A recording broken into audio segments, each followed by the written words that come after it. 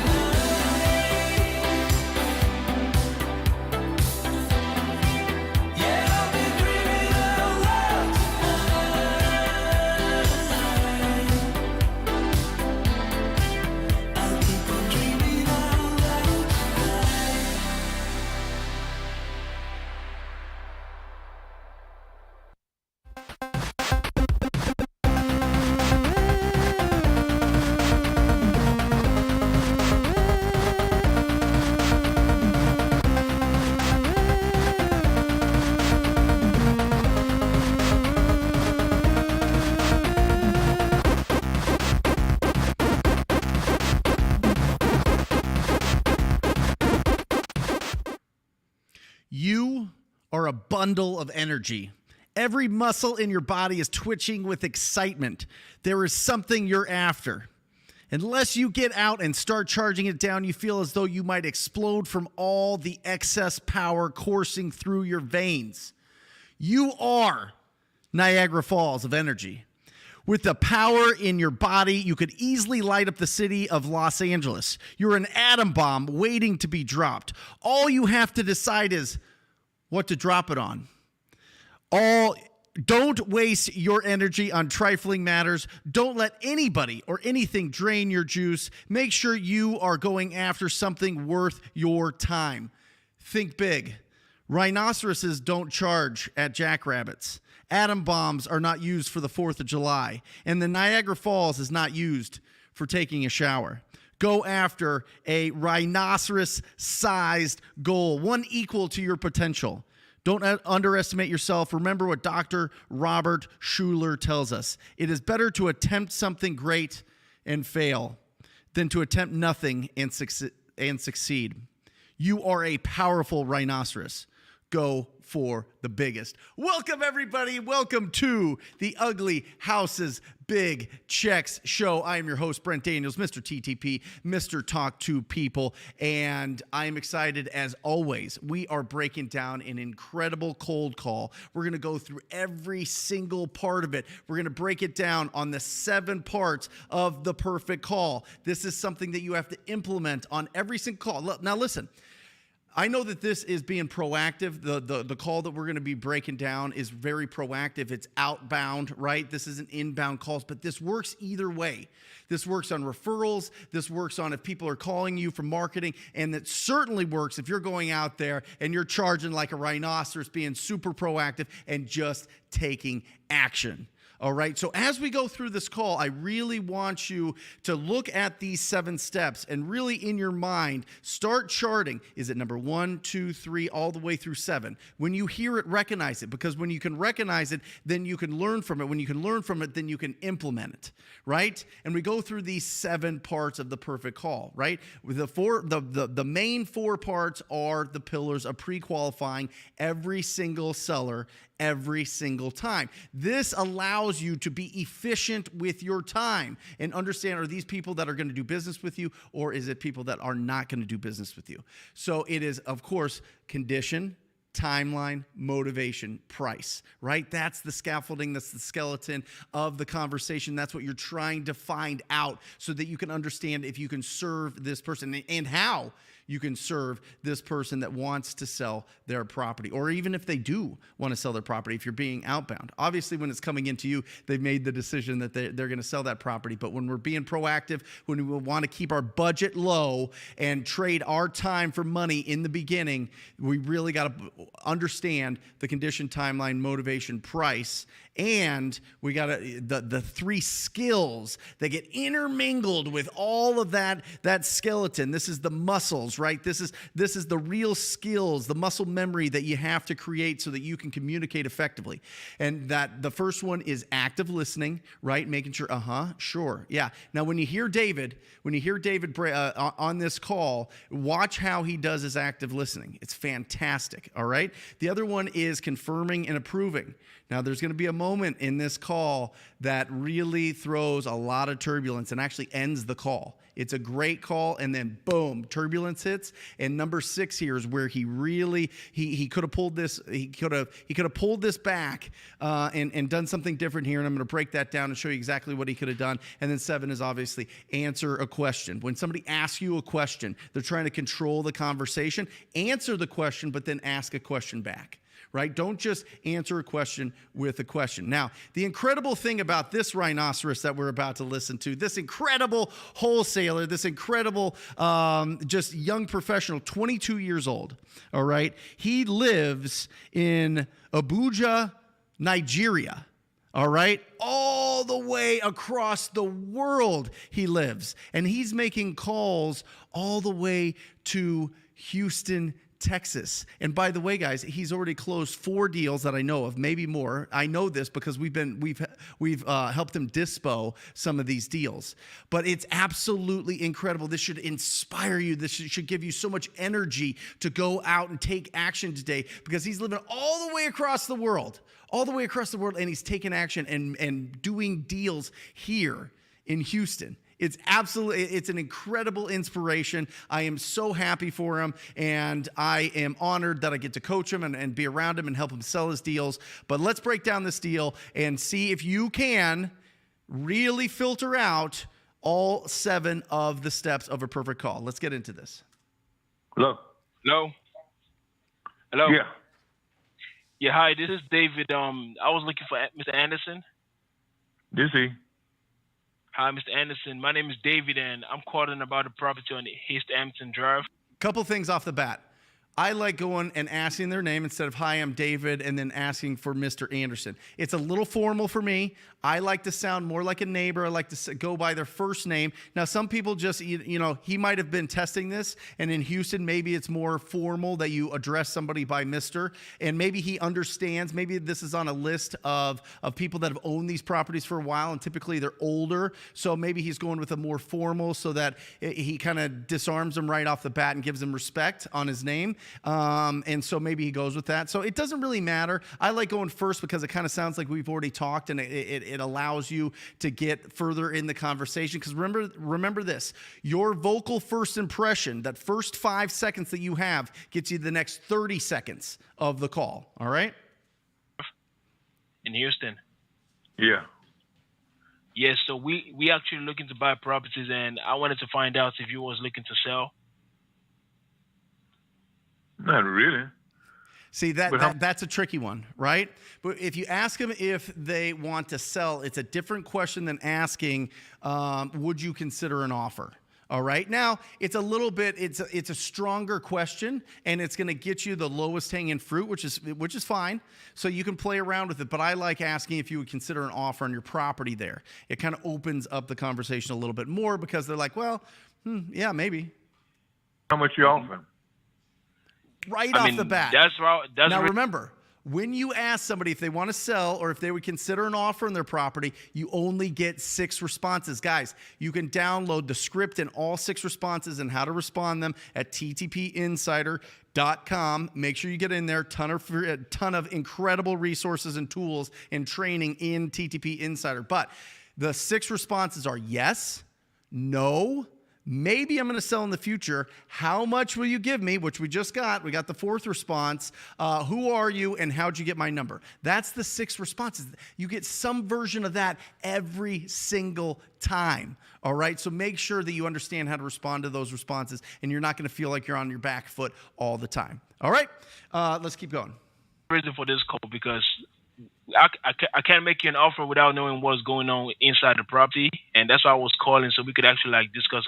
Watch what he gets hit back right here. I mean, if you're just getting brand new and you get hit with this, I remember getting hit with this when I was brand new, and I was like, I'm sorry, never mind. But he handles it like a pro. Great job, David. A couple of things, and I could make you an offer after this call, basically. Is that okay? So after you come in here and invade my privacy, then you no. This is going to be over the phone, like this call. Like I'm not going to go over to your property right now. Like we're just going to go over a couple questions over the phone, and after I could just make you an offer. Like I'll call you back tomorrow and tell you where we're going to be at, and if that makes sense to you, then we can actually. Now watch this. He told him right there that he was going to call him back tomorrow. Now, just remember that for the end of this call, because David sent this to me because he's like, how can what did I do wrong here? Because this call does not end well, right? The meat and potatoes of this do, but the end of it really is rough, and sometimes we deal with this. But just remember. Move from there, so. Is that okay? Okay, yeah, okay. That way you don't waste my time. Yeah, that's the main thing. Like that's why we always have the conversation on the phone first, because we don't want to waste anybody's time. Confirm, approve. He just confirmed and approved it brilliantly. Brilliantly, he repeated what he said, and he just approved that. Yeah, absolutely. Okay, go ahead. Do your thing. All right, perfect. So again, I'm David, and I just need to know a couple of things about the property, like the condition, and how soon and what's going on with the situation. What kind of situation you got going on with the property, basically? Well, I know it's 90-something degrees in here, and I'm free. And there's 90-something degrees outside, and I'm freezing in here. So that tell you a little something about the system, right? I mean, it means you got good air conditioning, right? Yeah, right. Okay, that's what I'm thinking. Get them to laugh. When you laugh, they laugh.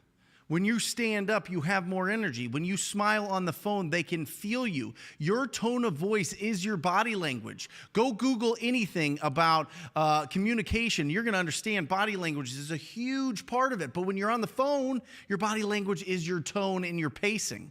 And he's just absolutely crushing it here. He's getting him to laugh. He's getting him to kind of warm up. This is fantastic. This went from, are you going to come in and invade my privacy, to now he's laughing within 45 seconds. Powerful.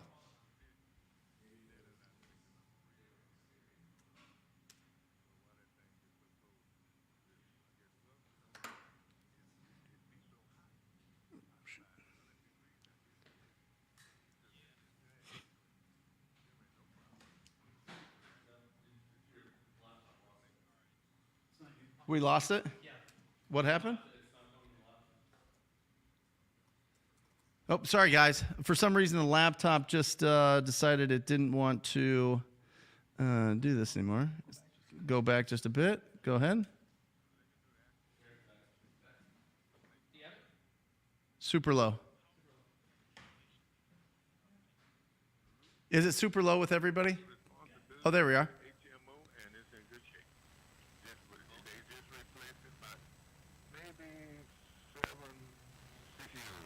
Can we get it turned up, guys? No, it's super staticky. Sorry, guys. Sorry, everybody that's watching. This is a great call. For some reason, we're having a technical glitch here with the audio.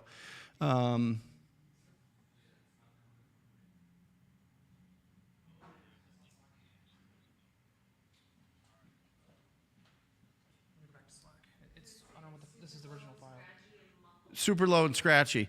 Basically, what he's going through right now is he's going through the condition of the property, all right? He's going through and he's building this conversation up. This conversation goes for about 12 minutes, and a lot of that is the bulk of the property. What's going on with the condition? Remember, when you are pre-qualifying, and we put it in these orders, Matt, if you'll put the 1 through 7 up again, that'd be awesome. 1 is condition, timeline, motivation, price. The condition is the one that you want to open up the conversation with, because that's the easiest one for them to have a conversation about, because it's not about the emotions of what's going on with this property. Okay, so really open it up with the condition. All right, and then from there he starts talking about the timeline, and this is going off the rails fast, guys. So I apologize for that. We'll try to figure that out and get in there. But what happens is David has this really incredible conversation with the property owner. He's really building good rapport. He pulls out the motivation. The motivation is he's an older gentleman. He is a retired veteran. He just can't keep up with the cleanliness of the house. He wants to, it's kind of tough for him. It like exhausts him for keeping it clean. So it's a little bit too big for him. And because it's too big for him, he wants to downsize and to get into something else. Now he says that, he asked him about the price, and he says, well, I know that insurance says that it's $80,000, so I know that it's more than that. And then he pulls the price out of him that he would consider $100,000 on this. Now I haven't reviewed this, I haven't looked at the comps, I haven't done anything like that, but I don't know if that's a good price or it's not a good price, but the ending really got David really twisted up and turned into knots, and that was because the guy wanted an offer right then. And he said, you told me on the phone that I would get an offer today, that you would get an offer on my phone and that you wouldn't waste my time, right? And so so David's like, no, I told you that I would call you back, which he did. But I'm telling you, when you go and you start arguing, or you start telling him, no, you didn't hear it, I did tell you that, boom, the dude just clicked. Done with the call. He was like over it. And I get it. Some of these people that are like kind of, on their back foot anyway, they don't want to mess around. They want it their way. So the way to handle that, David, and to everybody out there that deals with this, because you're going to run into sometimes when you tell them something and they didn't hear it or whatever else, you just say, oh, I am so sorry. Yeah, I want to give you a really solid offer. And what I'd like to do is just review the comparables to make sure that the offer that I give you is the best one that I can give you. Does that make sense? Apologize. Oh, I'm so sorry. I really would like to take a little bit more time and be serious about this so that we can really give you a solid offer. All right? That's the key. That's the key that you need to pull it back. Always confirm and approve, and you are going to win. And never argue with them. Never tell them they're wrong. Never tell them that, oh, yeah, I told you that I was going to call you back tomorrow, or anything that happens. Everything is yes. Sure. Yep, I understand. Oh, sure. No. Actually, what I want to do is I want to make sure that this is as smooth for you as possible and make sure that the offer that I give you is the right one. And so I just need a little bit of time now that I know the information about the condition of the property and your timeline to sell this. And that way I can put together a solid offer. So sorry about that, guys. We had some technical difficulties with that, and we'll get that solved. It's a new studio, which if you like the new studio, please let us know that you like the new studio. It's really exciting for us to be in here and we're going to do some amazing thing with the graphics and with everything else. So we want to make this show the best on YouTube, and we're dedicated to do so. So with that, I want to bring in for some market stats my man, Rafael Cortez. Rafael, how are you? How are we doing, man? I'm loving the new layout. It's bigger. I'm standing. I'm happy, smiling, and then we're crushing with the audio kind of went off on there, but there was a couple of things that I picked up at the beginning of the call. If I can interject on those. Yep. One thing that I caught was a lot of students have issues with confidence, right? As we're talking on the phone, as we're going through these phone calls, these conversations. But one thing that I saw is that he actually stuck to the process of the whole thing. So he stuck with it. He was coming back with the questions. Eventually, it kind of dwindled because it's the nature of some calls. But even though the confidence and the voice and the tonality and the authority, right, from that conversation wasn't really there, throughout the call, he still stuck with it. And then, that's what really keens, repetition, right? Like as you go through the process of that, the confidence will start, getting in there, and then you're able to kind of come back and then rebut with, some stuff that's going to keep the sellers on the phone. So that was one thing that I caught from it. Yep. What's going on in the market? Let's get to it, because I know we've got questions today. I know we've got celebrations today. I know that we've got squatting up going on in the comments. Alejandra's nodding her head. She's saying everybody's squatting up. Consider this your networking event of the day. Squat up with people. Let everybody know where you're doing business. Raf, what is going on in the market? Are we going up? Are we going down? We are seeing market stats. I gotta wear a hat and glasses and then kind of like the whole nerdy look. I'll try to carry that on next week. But one thing that we're seeing from last month to this month, right? We've seen a somewhat of a drop in inflation. There's a couple of effects, right? We were at 9.6 last month. We're at 8.5 this month. So that's showing a little bit of a tendency, but it affects rates. It affects inventory. Inventory is still kind of creeping up there. We see it here. We see it nationwide, and it's just like the tendency. We're gonna have to battle with that for a minute, right? Not all the sellers have gotten the memo of where the prices are going, and the fact that properties are taking longer to sell just because they're not in the market. They're not doing the research like we are. They're not running comps on a regular basis and that sort of thing. Yep. So eventually we're gonna get there, right? But right now we have one tendency or one pattern that we're seeing with buyers is like, buyers will commit and then just kind of get cold feet as the close of escrow gets tighter. But it's going to be one of the things that happens, right? As inventory goes up, people get a little bit more skeptical. So we have to drive in a little deeper on those offer prices. Like there's no way there's not a nice way to put it, right? But we just have to kind of bring it back, and we're in that funky space where the sellers and the buyers are not really in the same spot, and we just happen to be right in the middle of it. Yep. So. Got it. Yeah. Interest rates affecting. Are we up? Are we down? Looks like we've got a little graphic here, Matt. If you'll put the interest rates up, looks like it's pretty much steady. There hasn't been. There's been a little bit. The other one, Matt. Interest rates, not inflation. There we go. Looks like a little bit up, a little bit down, kind of basically even, guys. And I want you to keep an eye on interest rates, because that affects the buyers. That affects the buyers that you're working with, right? Yeah. When everything is kind of stable, that's when the cash buyers really come in, because then they understand, okay, there's not going to be a big decrease in value, right? I still think that in major markets, we're looking at probably another 10%. The beautiful thing, and this isn't beautiful for anybody doing flips out there in these major markets, but the beautiful thing is I think that we dipped so fast that it'll level out a lot sooner, which means that a lot of the buyers will come back after they get rid of their inventory. A lot of them are taking losses. There's a lot taking losses right now, but they'll come back in. They'll be a little bit more savvy. They're not going to account for appreciation, and they'll buy their deals at better prices. What that means for us is, remember, I've been like a broken record on this. All the deals that you lost out on to the other wholesalers in town are about to come back to you, okay? Because they're about to cancel because they can't sell them. So make sure that you get out there and really stay in front of any leads that you have All right? Because even if they signed with somebody else, really watch it, because maybe those people get them and get price reductions and close it.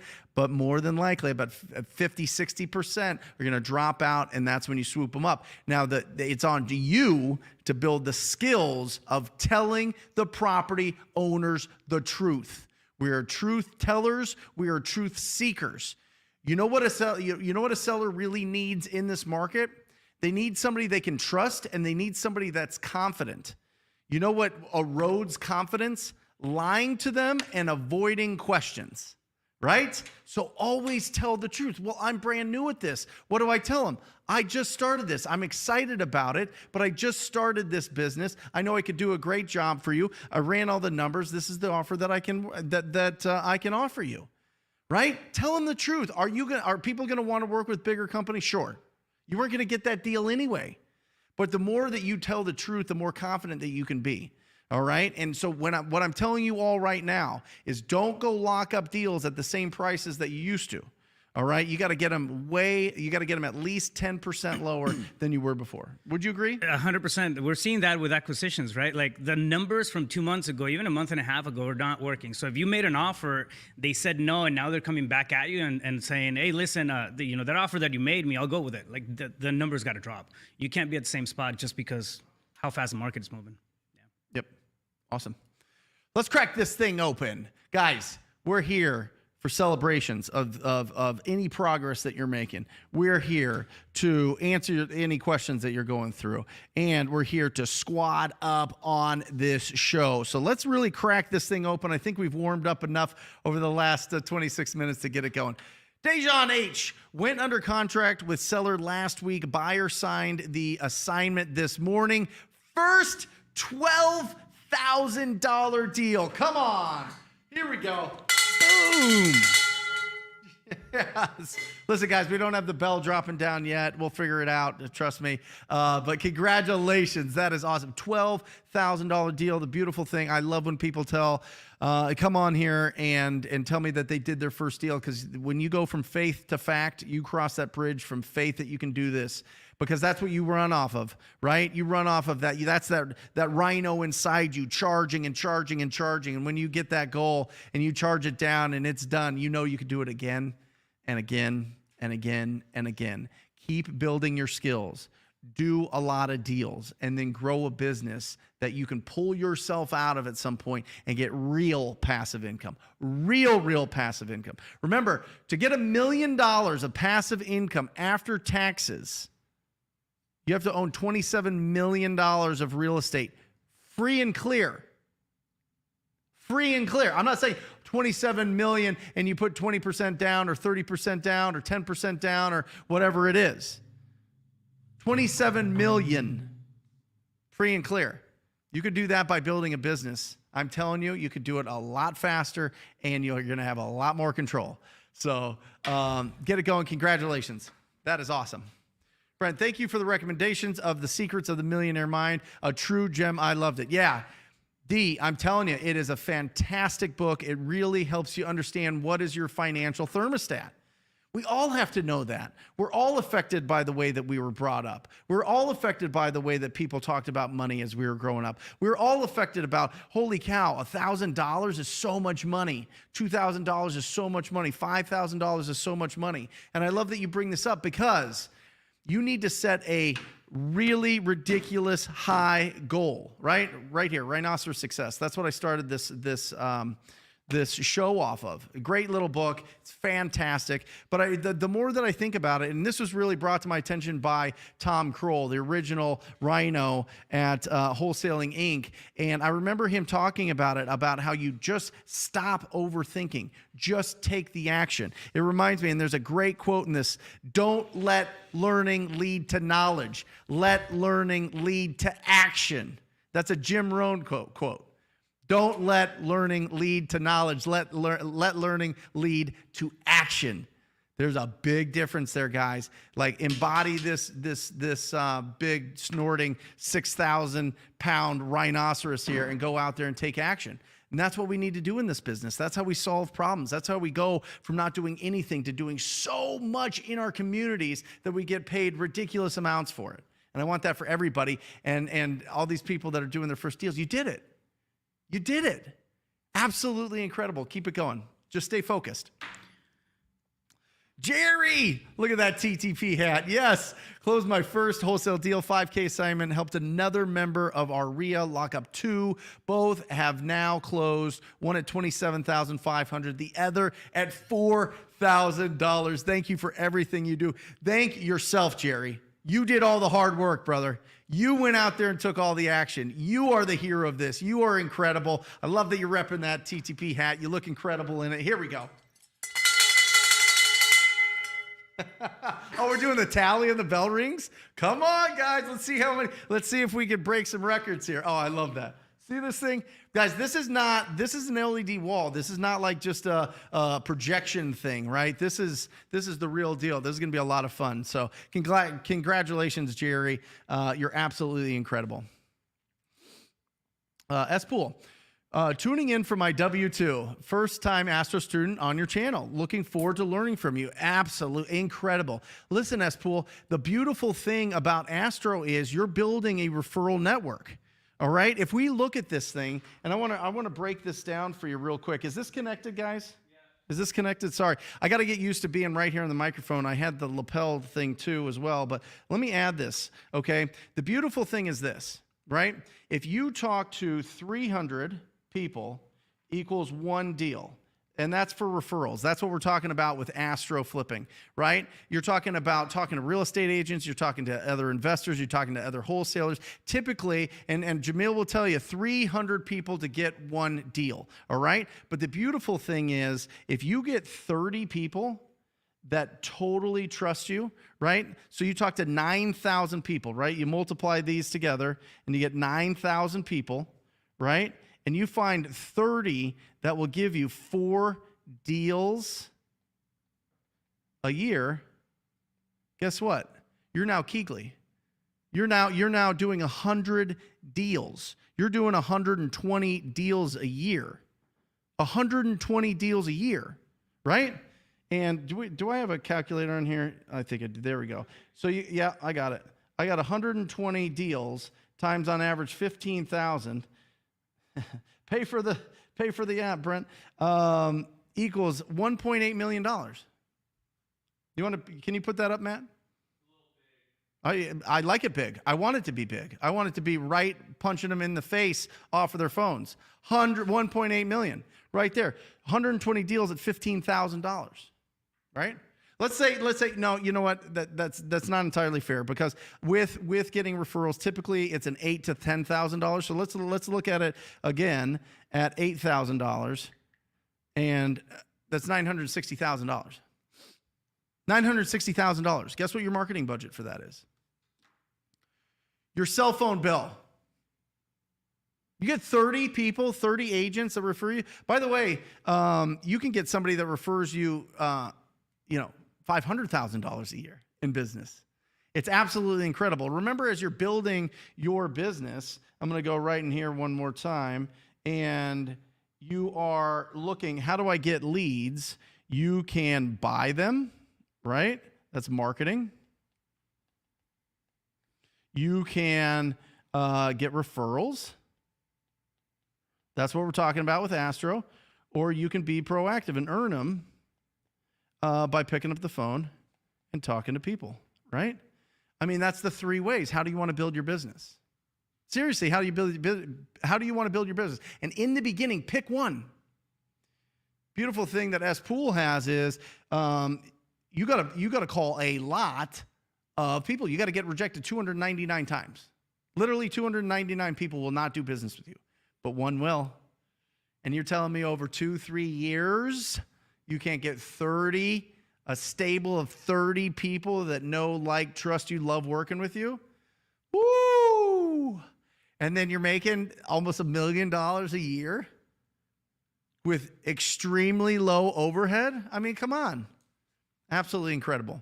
I'm excited for you to be on here. Thank you for coming on here for the first time. Thank you for everybody for being on here. And listen, if you feel like this is what we're talking about, and the content that you're getting and the energy that you're getting is getting you closer to your goal, subscribe to the channel. Seriously, if you feel like it's getting you closer to your goal, subscribe to the channel, hit that like button, and that means the world to us. It really does. You know, Brent, it reminds me of the concept of who, not how, right? Your network is going to compound, and then it's going to work even when you're not working. So you're not dialing, but it doesn't mean that your network is not doing the heavy lifting on that. Right. Yeah. Yep. Awesome. How can I get someone who's ghosting me back on the phone? Call from 2 different numbers, called at least 2 times a day, from Francisco. This is fantastic. Number one, easiest way is if you can go to the door, go to the door. Okay? If not, if you're calling, make sure that you're calling, make sure you're texting, and making sure that you're leaving them a voicemail. And what I like to do here is, listen, I don't want to bug you. I will stop calling you forever if you tell me to. I just need to know if you still are interested in selling your property. You know what I'm saying? Like, literally put it out there. Be like, I will stop texting and calling and whatever. I just need to know either way if you're still considering selling your property and if you would like to consider an offer from me. Just hit them right between it, right? Just let them know. Just hit them with honesty on it. That's the way to do it.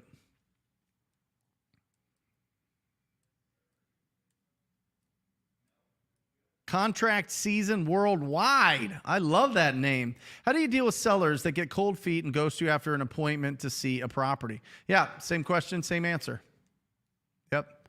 Just make sure that you are, make sure that you are staying in front, and make sure that you just hit them with it. Just let them know. Like, listen, guys, here's the thing. You're going to go through this a lot in this market because sellers aren't really sure what's going on.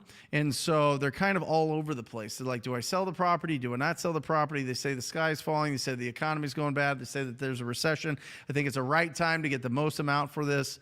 You know what I mean? So you can hit them with, listen, if you want to get the most amount, prices are dropping. If you want to get the most amount, I think that if you're making the decision to sell the property, I would sell it sooner than later. You know what I'm saying? Just something simple like that, and see how they respond.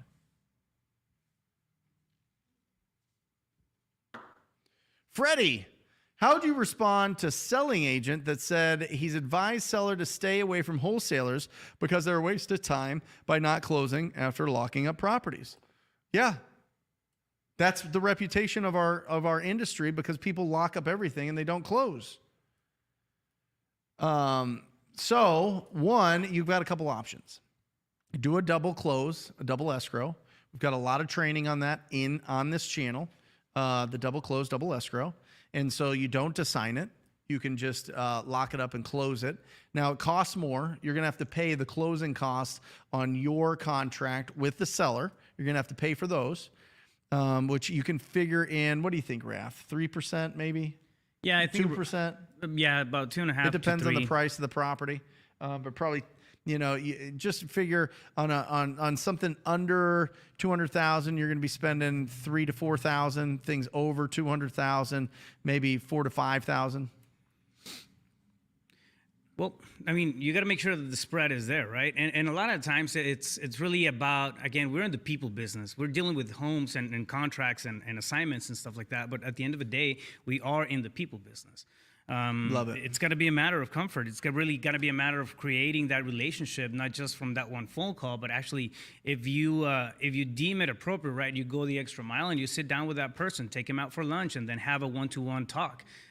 Let them see the human in you and the fact that you're working, and then that ethic that comes behind it, right? I mean, a lot of times that's what people are looking for, I think.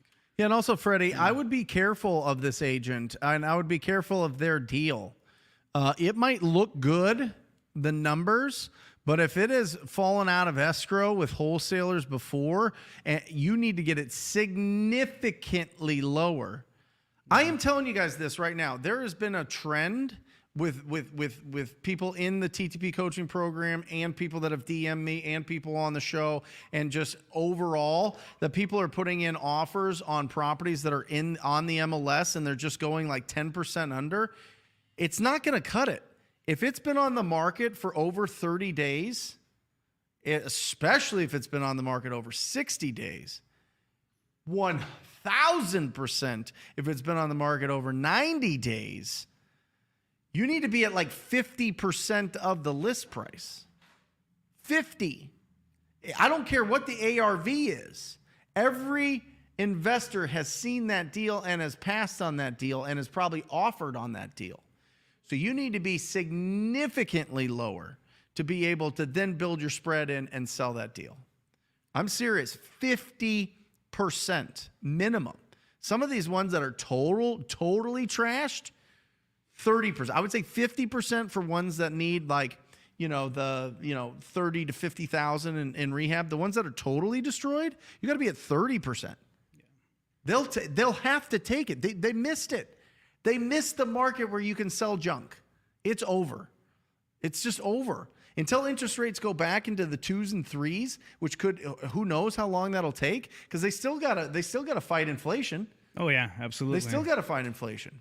So they can fight inflation by adding more, increasing the interest, because then the central bank gets more. So what happens is the central bank's at like 2.5%. So they get 2.5% of your mortgage, right? The rest of it, the stuff on top, is what the banks get. Okay? And so what the central bank does is when they increase those rates, when you see them talk about increasing the points, it's to get more money off the streets and into the central bank. All right? That's how you curb inflation. When they print too much money, then everybody has all this money, prices go up because people can charge more for the things that they have.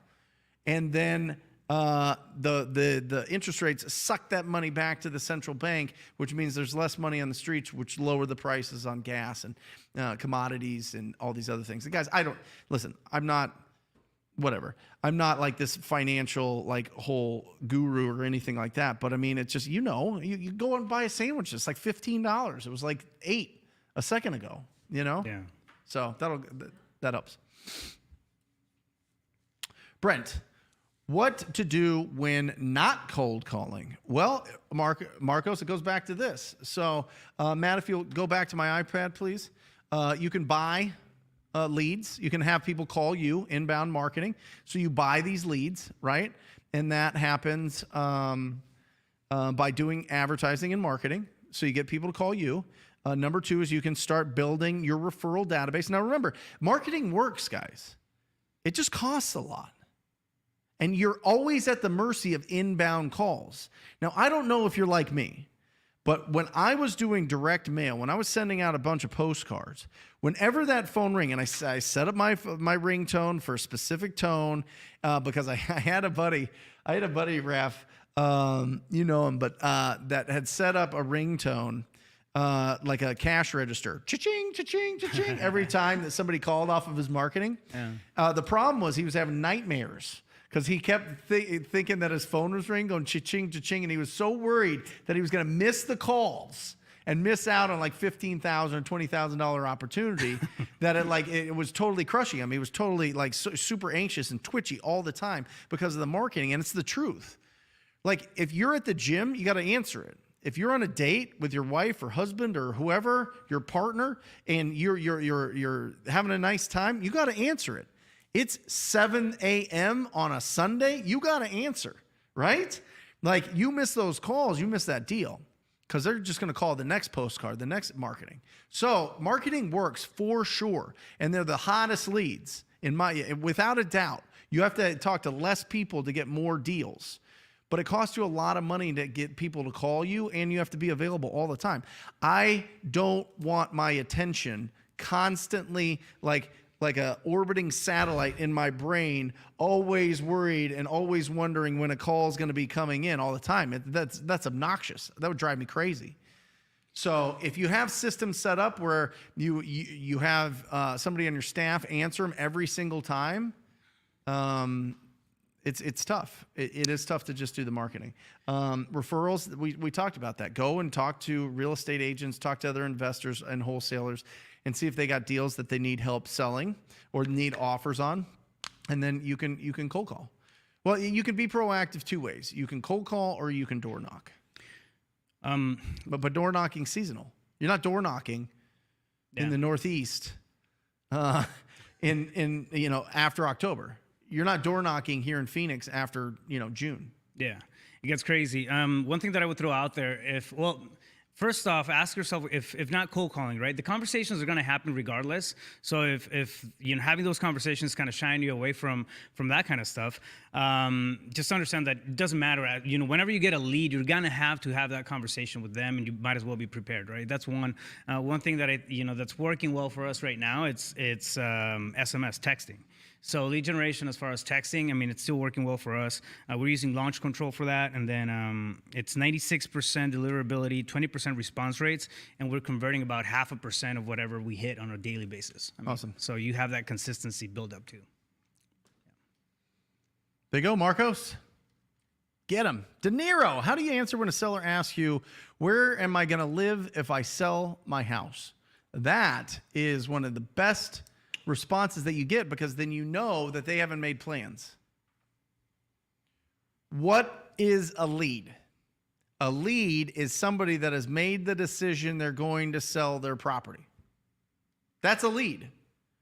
What we fall into is the quicksand of, well, where am I going to live if I sell this property? Which means it's probably not in their best interest to sell this property, which means they haven't been thinking about selling this property. So, you can dig a little deeper. That might be a surface level response that they have. Do you have family that you would move in with? Do you have a different area that you want to go to? But the people that we do business with, honestly, De Niro, are the people that have already made plans. They might not know where they're going, but they know they're selling this property. Right? That reminds me of one of the first deals that I did. And the guy was living in one room, inherited the property. It was run down. It was a really old historic house, and it was so good. Let me go into this just a little bit. So called him up, had a good conversation with him. He goes, well, I already got a contract on my property. I'm selling it. And I said, okay, do you mind if I come by and check out the house and just check out the contract that you signed? And he goes, yeah, well, I haven't signed anything. They just dropped off the contract.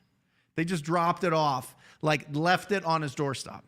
Okay? This is 2013, Raf. Yeah. All right? So they left it on his doorstep. They had signed it, whatever, and they were like, sign here. They put the little sticky things of where to sign and whatever. And so I go there and I review it and I go, okay, well, they want to offer you $60,000. If I can beat that, if I give you $65,000, would you work with me? And he goes, you can give me that much? And I was like, absolutely. And I go, you live here, right? And he goes, yeah. And I go, well, where are you going to go to next? He goes, I don't know. I'll figure it out. I'll just figure it out. And I was like, do you need to know? Because I came from the world of being a real estate agent. I was like, you don't have somewhere else to live? Like, what are you going to do? Are you going to set up, like, are you going to shut down your utilities? Are you going to set up new utilities? Are you going to have a mailing address for all your bills and all your correspondence and whatever else? Right? Yeah. And, he just didn't care about it. And we ended up, I sold that deal for $110,000. I made $45,000 on that deal. That was one of the first big ones. That was the second big one that I did. And I was like, this is the most incredible business of all time. Of all time. He was literally going to sign a contract that was sitting on his doorstep. That's crazy. Right? If that's not a motivated seller, I don't know what is, man. That's what I'm trying to say here. What I'm trying to say is you don't convince anybody. Let me show you this. And I had this set up for a reason. Right here. This is everything, guys. Right? Matt, if you... Listen, every single property owner you talk to gets to pick 2 out of the 3. That's it. And the beautiful thing is there's 3 different strategies. And you do not want to miss next week. All right? Because next week, we are going to be talking about not just selling to just cash buyers, but to the entire market. Basically wholesaling, but you can wholesale to the entire market that are doing FHA loans, conventional loans, VA loans. It's absolutely going to be bananas. It is going to be so critical that you learn this next week. We're going to be really understanding and pulling apart novations. Todd Toback, who has been a mentor of mine for years, good friend, mentor. He has been doing this forever. has the process so simple and easy to implement that with all the other leads that want too much price, they want a higher price than you're willing to offer. Too much price. You want too much. They want a higher offer than you're willing to offer. You're able to get these deals. It's going to be critical. I'm not just hyping this up. I mean, this is something that my team is really implementing right now. But if you go back to this price, speed, and convenience, guys, when you understand this, that the seller gets to pick two of them. If they want speed and convenience, then they need an as-is cash price. If they want the price and the speed, then they're going to have to deal with the convenience. Right? They're going to have to get them really fixed up. They're going to have to go through the inspections. They're going to have to go through appraisals. They're going to have to totally renovate their property if they want the highest price and sell it the fastest. That's the whole thing, right? And if they want price and they want convenience, then it's going to take them a long time. And that's called creative finance. That's the speed. They're not going to get all their cash up front. It is beautiful when you simplify it to understand price, speed, convenience. Price, speed, convenience, right? Which two do you want? You can't get them all. You're not going to get the highest price in the fastest amount of time and smoothest process, right? Even if you put it on the market and your house is beautiful, the convenience factor of that, you have to go through so many hoops. That's what makes us have a part of this market. That's what gives us the 6 to 10% of people that are in distress that we go after. They typically will trade their price for speed and convenience. And remember, price is all fake. Value is in the brain of a ready, willing, and able buyer. That's it. It's not in the market. It's not in real estate agents. It's not appraisals. It's not any of that. It's in a ready, willing, and able buyer. So, if you're having trouble selling wholesale deals, learn to cash buyers, because the cash buyers are really, congested, really holding back until they understand the market. What about all the 85% of other buyers out there? Ooh, I am on fire for next week having Todd Toback on the live show. It's going to be absolutely bananas. There you go. I see so many deals on Facebook Marketplace, but houses in my areas don't sell for much more than $100,000. Should I branch out since my area doesn't have many buyers? Yes. Well, learn different techniques. So let me show you this, and I'm gonna really hammer this thing home. Right? You've got step 1, step 2, step 3. Right? This is the 3 options that you learn. Now, if you're just getting started in this business, you've never done a deal before, find an ugly house, get a big check. Just like everybody that we've celebrated so far today, ugly houses, big checks. If you have accomplished something, if you've moved forward in your business, I want to know about it. We want to celebrate you. I want to know, especially if you've closed a deal. But number 1 here is wholesale. Wholesale. I'll just do that for wholesale. All right? This is assigning a deal. This is typically the condition of this is ugly, right? Now you've got properties that are dated. Not like you dated them, you took them out and had a nice time, but they're built in the 70s, 80s. They haven't been renovated, they haven't been updated. This is where that novation is going to come. Novation. And basically that is wholetailing without having to buy it. It's going to blow your mind. And number 3 here, guys, is these are properties that are in good condition, and you've got creative finance. This is where you put together a deal. Now remember, on everything that you're doing out there, it comes down to price, terms, and you. Whenever you're negotiating, that's what you're negotiating. The price, the terms, and whether or not they trust you, whether or not you have confidence. And again, you want to have confidence, be a truth teller, truth seeker. They will not trust you if you lie. They will not trust you if you avoid their questions. If they ask you something, an objection, that's all an objection is a question in the mind of a seller that hasn't been answered. And you can't answer it, be truthful, and then learn how to answer it. I would say, I think I've tried tallying them, Raph, and it took me like all of my efforts to get past like 25 objections that we run into in our business. That's it. 25. Same ones. To learn the responses. Yeah, I think that's the beauty of scripts, right? I think it's great to understand the scripting process. It's great to understand how, the methodology behind the conversation. But once you understand those objections, you can interject and you can actually have a really good, back and forth conversation that does not sound robotic, right? And if it's 25, if it's, you'll find that sweet spot where, okay, cool, this is where I play, and it doesn't matter what they say, you're going to have an answer for them back. So. Yep. Yeah. There we go. Can of corn. Carolina. Hi, Brent. I just starting, got my list from Driving for Dollars. Finally picked up the phone after 3 weeks. What's a good voicemail to leave? First of all, congratulations. Here we go. We celebrate you. Right? Carolina, that is absolutely incredible. After 3 weeks, you are on fire. You are that rhino charging. You are taking action every single day. We celebrate you. You got a couple options, okay? Now, if it's just your Driving for Dollars list, I don't mind if you leave voicemails, but they have to be very specific voicemails where you use their first name. All right. I don't want you to just drop voicemails. If you're using a dialer, I don't want you leaving any voicemails. If you're calling from your cell phone or you're calling from maybe like a sideline number or a call rail number or something like that, great. You can leave voicemails, but I don't want you doing it with a dialer. First, the voicemails are generic and it just kind of clogs the system. And two, we'll see on this. There might be the carriers might be blocking numbers faster if they hang up too fast. So I'm really keeping that under the microscope right now. So I will update everybody on that. And I've got the people to talk to keep us in the know there. When you're leaving a voicemail and you're calling on a Driving for Dollars list. Hey, Carolina, my name is Brent Daniels. I know that this is completely out of the blue, but I was calling about your property on 1212 Banana Street.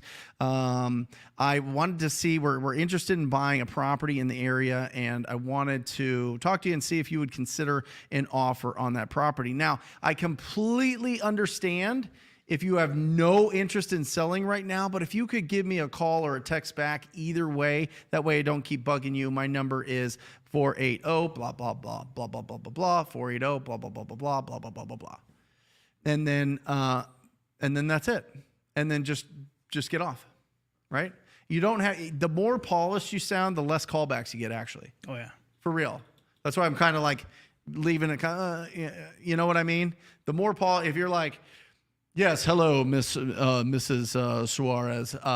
This is Brent Daniels with Offer Arizona. We purchase properties in the Phoenix area, and we are very interested in your neighborhood there in Encanto Park.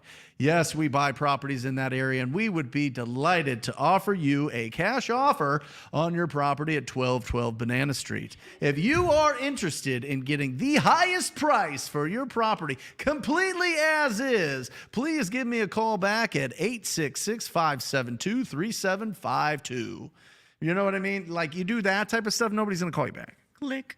Yeah, I mean, they might. I won't say they won't call you back, but you probably won't get a lot of calls back.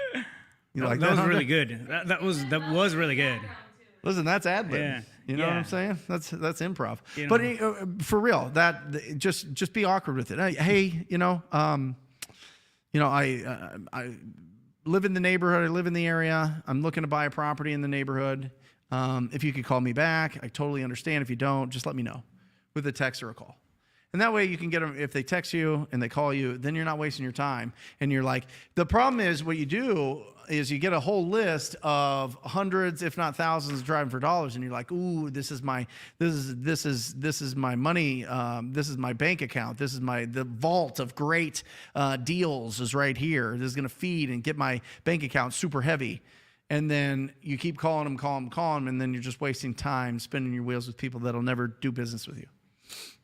The idea is to disqualify. Because I'm telling you now, if you did 12 deals a year, your life would be changed. If you did 50 deals a year, probably your whole crew and everybody that you squat up with and everybody in your family's life will change, right?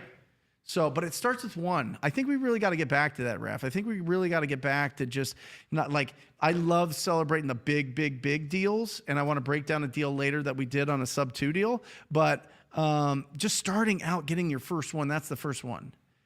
Even if you make $500, even if you make $1, if you make $100, if you make something on it, that's a big win.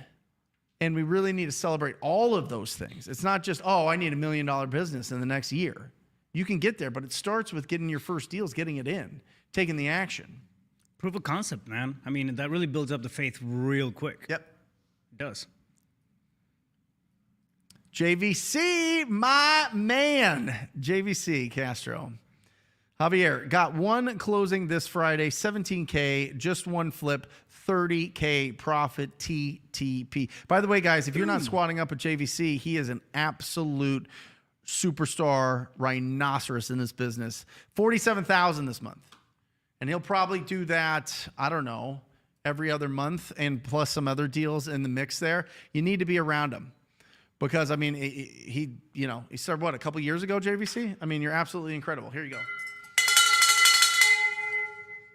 And he's consistent, man. I see him on the show every single week. That's right.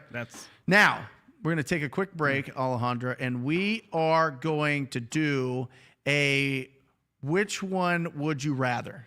I love this. This gets me inspired. This gets me excited. This gets me, something about seeing really nice houses and getting the audience interaction pumps me up. So whether you're watching this live or you're watching it later, put in 1 or 2. Which one would you want? Do you want number 1, this house, beautiful, on the ocean, all right? Or you want a little bit more land, a little bit more, tranquil, and do number 2. I'm very curious. I think that when people think about their dream house, they either think about it in the mountains or they think about it on a beach. You know what I'm saying? Because, I mean, listen, when you go to the beach and when you go in the mountains, it feels fantastic. It's tough to be in a bad mood on the beach or in the mountains. You know what, man? For me, the beach is like one of the few things that resets me, like really takes me. Otherwise, I'm thinking business, I'm thinking, whatever. But if I'm at the beach, I forget. Yeah. Disconnect. Boom. So which one are you? I won 100%. 100%. Yeah, 100%. Number 1. Yeah, number 1. You're not worried about that ocean just creeping up and swallowing you whole. I'll swim. Let's put it up one more time, Matt. Number 1 or number 2. Alejandra's keeping a tally on what we're at. And so there's number 1. You got, it looks like it's a 3-story house there. And then you've got this beautiful number 2 right there in the hillside on a lake.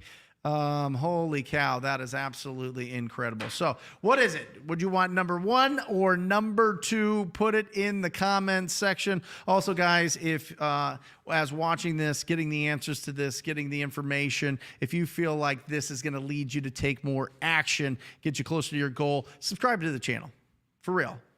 Not just saying that as like a tagline. I was really thinking about it, and I was like, what, like, people are like, yeah, hit that subscribe button, smash that subscribe button. But what's the goal? The goal is getting closer to your goal. The goal is getting more deals. If this channel doesn't help you do it, then don't watch it. You know what I mean? But if it does, let us be in your world. Let us be in your life. You know what I mean? And hit that subscribe button. Hit that like button. Let us know.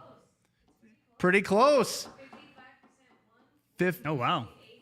Ooh, let's do it one more time just for anybody else that has just jumped on. If you have not participated, we need your help here. It's 55 to 45 right now. We've got house number 1 on the beach, 4 stories, it looks like, beautiful ocean views, and number 2, look at that log cabin. I'll tell you what, when you see the interiors of these properties, it probably affect what you're at, but I'm just curious on what people think of location-wise. If you feel more comfort in the mountains, in the wilderness, or if you feel more comfort on the beach with the ocean breeze. So. Oh, both, yeah. Yeah, that's what my dad said. My dad's like, both of them. I'm like, you can't do both. It's one or the other. He's like, no, it's and. I was like, okay, whatever. And, not or. Yeah, exactly. That's a winner. That's right where there. I get it from. Yeah, exactly. So, that explains a lot. And also, guys, if you haven't gotten this great book, it's $10, Rhinoceros Success. We're going to start ordering a bunch. I'm going to get them to come in, and we'll send them out on the show. So, how are we doing on the likes, Alejandra? 76 likes. How many do you want? 100 wants more. 150 likes. We will send you the TTP swag box. Daniel, if you don't mind grabbing a swag box so that we know what's in there, just grab it in there. Guys, really, really, yeah, this is incredible that you're participating and that you're on here. And we really, really love when you hit the like button because it helps expose to more people, which helps everybody squat up and bring people into our life. So, yeah. Number one, 59%. We got a winner. This is the beach, man. Put it on the beach, man. beach. Let's do it. Let's see it. That is fantastic. Boom. This one is this week's winner. I'm going to bring some heat for next week's and see what everybody thinks. But yeah, that one's fantastic. I like it. Yeah. I will tell you, though, there is something really wonderful. We live in Arizona, so going up to the mountains is our way of escaping the heat. And when I'm up there, it's fantastic. It's absolutely fantastic. But I will tell you, when I'm on a beach and I go in the ocean, my body feels so good. It's like being in an Epsom salt bath. Yeah. You know what I mean? Oh, yeah. It's like the best. Anyway, here we go. Why not have both? Just like my dad. Cole, any market-specific advice for the Metro Las Vegas area? Yeah. Looking to squat up with great people, too, if anybody here is in that area. Yes. Cole, listen to me. Vegas is like Phoenix, but Phoenix has a lot more economy, which is interesting because, Vegas is the entertainment capital of the world, but we have bigger industries here in Phoenix. It's kind of like Phoenix is the older brother and Vegas is the younger brother. And I see, and just from my students' feedback, and some people that we know in this market that do business in Las Vegas, which is very similar to our market, they took the same hit. They've taken about 10-15% reduction in value. I think Phoenix will take will drop 20%. I think Vegas will be 25-30%. I really do. I think that you're going to see a lot of investors that bought out there for rentals try to unload right now because they bought it the last few years. They've got some great appreciation. They're going to unload it. But look at the market stats, and Raf's going to do a great job of really breaking down and showing you guys where to find that in the upcoming week's videos and seeing specifically where your market is. But I would look at, I would Google Zillow market data, and there is some Excel sheets that you can see, and you can get it to show you what the average sale price is each and every month. We did a video. Daniel and I shot the video. Daniel, come on up. Here we go. Daniel shot the video. By the way, if you guys have been seeing Daniel's videos on our channel, he's been absolutely crushing it. Yeah. So listen, 150 likes. We want to send you this box. This is what our TTP coaching students get. But you get the hat, you get the shirt, you get the tracker, your daily tracker, and you get the lead sheet here, the master lead sheet. So we want to send this to somebody today. So let's get to under 50 likes, and Alejandra will select the winner. All right. Bum-ba-da-dum. Two-parter. Here we go. Teresa. Great to see you, Teresa. Here we go. Called this seller on Monday to set up an appointment. We're interested in this property. He told me to call back Tuesday to set up a time for an appointment Wednesday. Called him yesterday, and he's not picking up. Even sent him a video message, and he read it but hasn't responded. How should we go about this? Probably not motivated, right? No. Listen, that's the big mistake that you feel. The big mistake is, well, they're not responding, so they're not motivated. That's not the truth. It's truly not the truth, okay? The truth is they're busy or they're doing something. Or maybe they're not motivated, you're right, but I would hit them right between the eyes like we talked about before and just say, hey, listen, I don't want to bug you. I don't want to bother you. I don't want to interrupt your day. I just want to see if you're still interested in selling the property and if you're interested in reviewing a cash offer from my company. If not, I totally understand. Just text me back. Let me know either way, and that way I won't keep bugging you. Like, just hit them with it. You know what I mean? Just be real with them. Just be real with them, and they'll really respect you. All right? One thing that we do too is and this is during the acquisitions process is we'll go back to that conversation. When you're having one-to-one conversation with sellers, you pick up a lot of things in between the between the lines, right? As you go through that conversation. So for example, if they're having issues finding a place or if they have to relocate to a different city or something, we'll use that as a leverage to just kind of interject back into that conversation. Hey, listen, I know you wanted to move to LA. I just saw this, I thought it might be interesting. And then kind of reach out with some type of nugget of value too. I mean, that opens up conversation real well. Yep. Hey, Brett. Yeah, can you recommend a good service to buy numbers from? We use Vumber and keep getting bad scam likely. Yeah, and we have to pay each time they accept. Yeah, I like CallRail. I like CallRail's numbers. That seems to work out really well for us. And then what we do is before we buy those numbers, because they give you a preview, we Google that number to see if it's been chewed up before. And that keeps us pretty clean with the numbers so that we can reach out to people. Yeah, good question. I mean, it's happened a lot. Xavier, I was talking to an agent. They asked me to send them proof of funds. I'm brand new to this business. Okay, great. Listen, here's the thing. If you're working with an agent and getting referral, well, it depends. So I assume that this is probably listed, right? Proof of funds, yeah. Yeah, it's probably listed. Make sure that it's a smoking deal. And you can go and you can Google. I wonder if I can get Matt. Can I get on the internet on this thing? Okay. Just go here. Just go hard money lenders. Just Google hard money lenders. Let's say Xavier. Let's just say that you're in Texas, right? And then you just go down here and you look at all these all of these lenders, and then you just start calling them and say, "Hey, listen." I want to start working with you. I want to start building a relationship with you. I need to get a letter of credit to present to my offers, and just wanted to know what you need for me to be able to do that. In Arizona, they're like, well, what's your name? What's your business name? Here. Okay, great. We'll send you it. They don't care because they are lenders. They're asset-based lenders. All right, which means they don't care about your qualifications. They care about the property's qualifications. It's a much different thing, right? That's why the interest rates are so high. It's a higher risk. But they would, make sure that you put 20, 30% down, whatever it is. They'll review all the deals. But they'll look at the property and go, okay, this is a no-brainer for me to lend this money to you. You give me the fees. You pay the interest. Rock and roll. Easy peasy.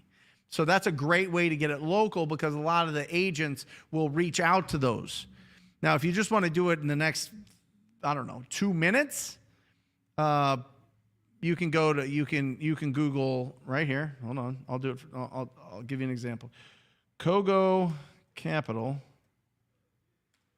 proof of funds letter. Look at that, pops right up. You can go to Kogo Capital proof of funds letter. You put in your info here, and you are running $15. Apparently, there's a 6-pack and 12-pack. I don't know what that means. They'll probably write it per address that you use if you're submitting it on a specific property address. So a couple different ways there, Xavier. Now, that's surface level. Let's be real here. Let's get real deep on this thing. Every single person that wholesales, you need to have a financial partner.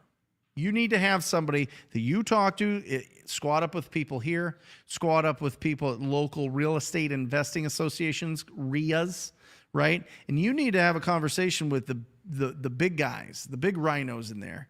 And you talk to them and you say, hey, if I bring you a deal and it's just a smoking hot deal, would you partner with it? Would you buy it with your cash? Will you be, are you able to be my financial partner on these things?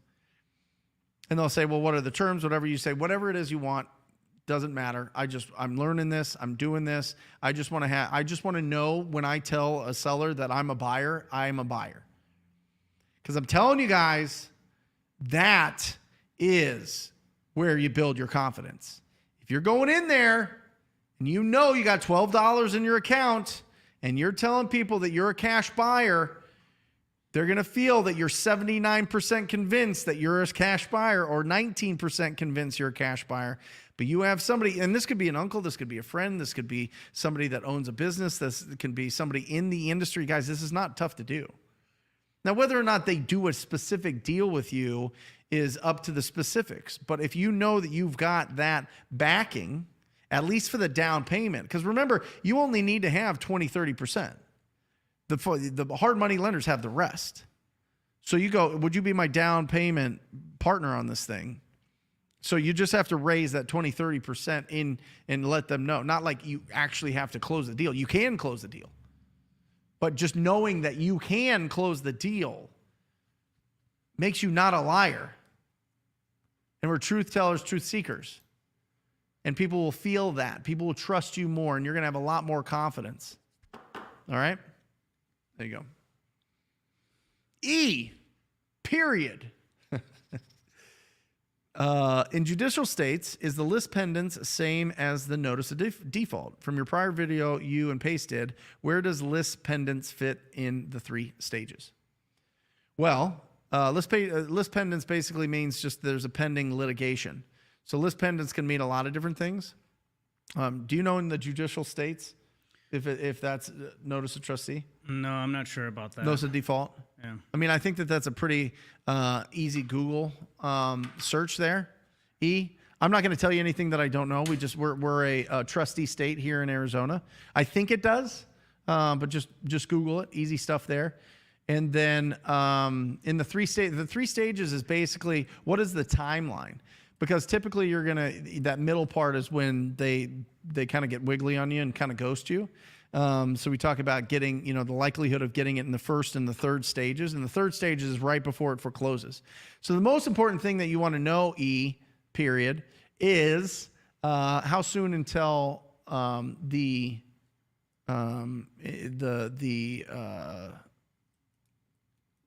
soon is it going to the court and going to get foreclosed? Just find out. I mean, it's posted. It should be posted everywhere. You can get that at batchleads.io. Batchleads.io. Yeah, make sure you use that coupon code. By the way, do we have? We got to celebrate Dimitri. Do we have those? Do you have those photos in there from Belgium? Oh, on the screen. Yeah. It was like okay. Are you able to put it through on here? Oh, was it on Slack? I thought so. Did Kenny not put it on Slack? No. Okay. Well, Dimitri, we celebrate you. We'll make sure that we do that. Can you, yeah, we got a podcast with him on Thursday. Will somebody get that? That's such an inspiration. He sent me DMs of the checks and the deals that he's closed. Daniel, can you get Kenny? We'll get that for you guys. Everybody's running around in this new office. We got 4,000 square feet. We bought the old batch office. We got it all renovated and ready, and it's exciting. It's the TTP headquarters now. So, how are we doing to get to the swag box? John, is it proactive when I'm not cold calling? I'm driving for dollars and leaving handwritten notes on properties. Well, why not call them? I mean, do it both. I mean, handwritten notes is great. What I would do is just get literally a sticky pad. And I like the ones that are 3 or 4 by 6. And then just write, call me and your name and number. And right? And just see if they'll call you, because it's kind of like a mystery, right? And that's what I found was the best. Was the best response that I would get. Best response rate was just call me and your number. Just be ready to know when people are calling you. I used to do letters. And it was with a signature and very super professional and super elaborate. And I had this big stack of letters in my car. And whenever I saw beat up property, I would just drop the letter off on a nice envelope and whatnot. I got no calls. And I started doing Post-its. Everybody started coming back. Yeah. Keep it simple. No, that's real life, guys. Yeah. It truly is, John. But call them. Listen, I'm telling you, you build up your skills in this business. Matt, do you have are you able to get the 10 skills test up? We have this in TTP Insider. And make sure that you guys get into TTP Insider and download this. But these are the 10 skills that are going to really make you, sorry, it's going to cut. There we are. Number one, obviously time management. Number two is your lead generation methods. We talked about that. You can buy inbound calls. You can build up your referral database, but you're kind of waiting around for those to come in, and then you can go out and earn it, right? You can be proactive. You can go and build your referral database. How is that going? How much of your business is doing that? And number four, that's what I really want to talk about. Your phone skills and communication. You want to get better? You want to be an absolute savage, an absolute charging rhinoceros on the phone, taking action every day? Then you need to take action every day and pick up the phone. The more conversations you have, the better. And when you're being proactive, you're going to get a hold of a lot more people. So if you're just going and driving for dollars and leaving notes because it's a budget thing, I totally understand. But remember, skip tracing through batch skip tracing is, depending on the size of your list, 12 to 14 cents an address. And then you have all their numbers. And you can text them and call them and leave a note. Woo, that's when you're on fire. That's when you're on fire. Well, it's a volume thing, right? We got to hit volume. If you're driving for dollars, it's gonna work, and the numbers might be a little different. But you got to talk to 300 people, to get a deal, right? So just understand it's gonna take a little longer. Andre, I know why you put this comment up. Yeah. Jose, listen, I love you, Jose. This DJ air horns are like my literal pet peeve. I hate him at hockey games. I hate him at basketball games. I hate him on anything. Like, I get it, but it is just, there is something in my brain that when I hear that horn, I just want to run through a wall or something. I just want to, like, rip my ears off. So, no, there will always be a victory bell. Now, listen, I understand that you guys want to have a gong and you want to have a horn. But there's a victory bell. There's something about the tactile, going through the thesaurus there on that one, feeling of ringing a bell. I'm telling you, it's just the best. I love it. I got some stuff from Kenny. Yeah? Oh, good. Okay, here we go. So Kenny put in for Dimitri here. And look at this. Hi, Brent. I'm the guy from Belgium, by the way. Look at him. Look at that little cocktail. Look at that smile. That's a happy guy. Belgium almost cleared 50 deals this year. I mean, how incredible is this? Wait till you hear his story. Wow. Wait till I do the podcast with him. But, I mean, he's literally showing, boom, boom, boom, God bless you for your teachings, TTP. Fantastic. But the fact is he did all the hard work. I mean, he is just, that is absolutely incredible inspiration. You should never feel bad if you're not doing the things that other people are doing. Just start investigating and figuring out how do you start doing the things that other people are doing. You know what I mean? You don't have to like sit there and dwell on it. You should be inspired by these things. Never compare yourself. In that sense, if you're going to compare yourself, then let it lead to greatness, not let it be the thief of joy.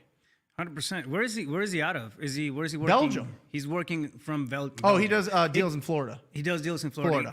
It always trips me out, right? To see how people from overseas are really, like, they're crushing it in our markets. Oh yeah. It's doable.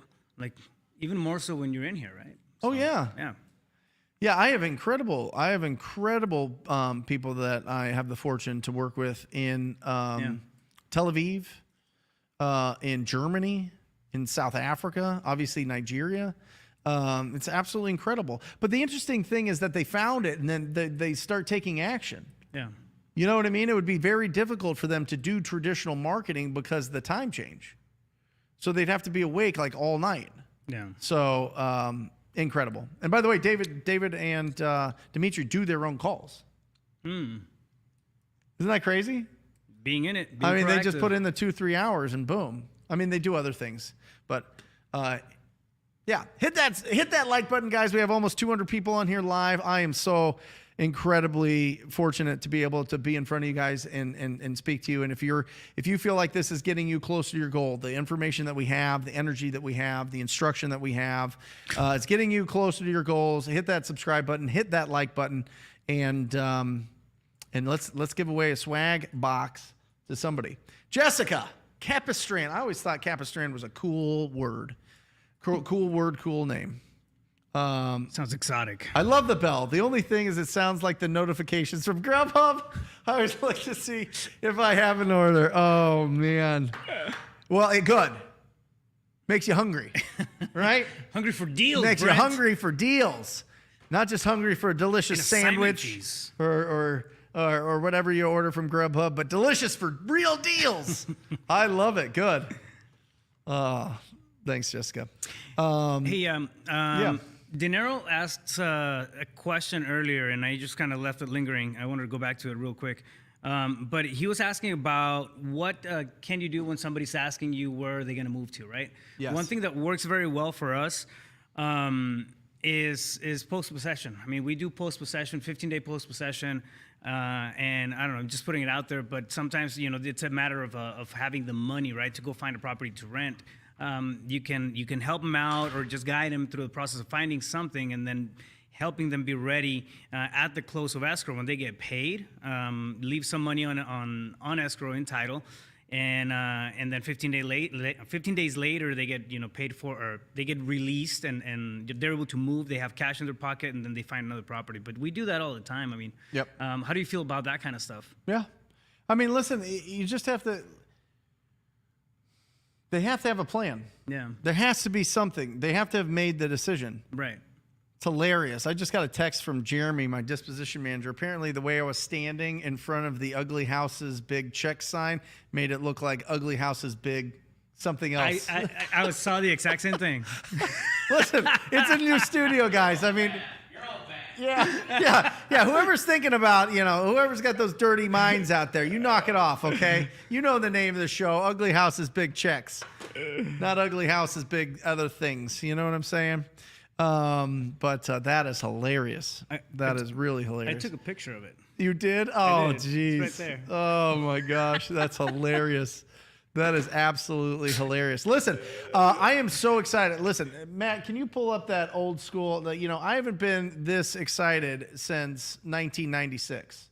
You know what I mean? I haven't been this excited for the new studio and for coming and really being able to be in front of you guys every Wednesday since this picture. You got it, Matt? Oh boy.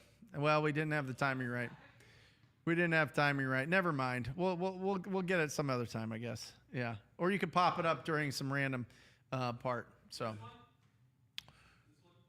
Yep. This is the ultimate 90s photo. Just to take a little segue here. I don't know. Does Alejandra have the comments set up for questions here? Because she's not. Oh boy. What about that? Ooh. Shaq there it getting is. That Pepsi money. Yeah. Dang. Watch out, 96.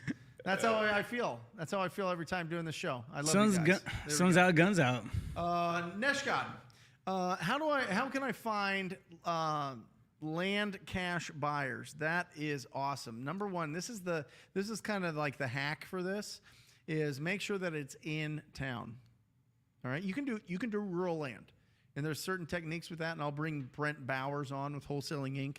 He's going to come on and really give us a lot because he makes just a fortune off of rural land and in-town land wholesaling. He's like the expert. He has a program called the Land Sharks, a group called the Land Sharks, and they do a fantastic job. Anyway, when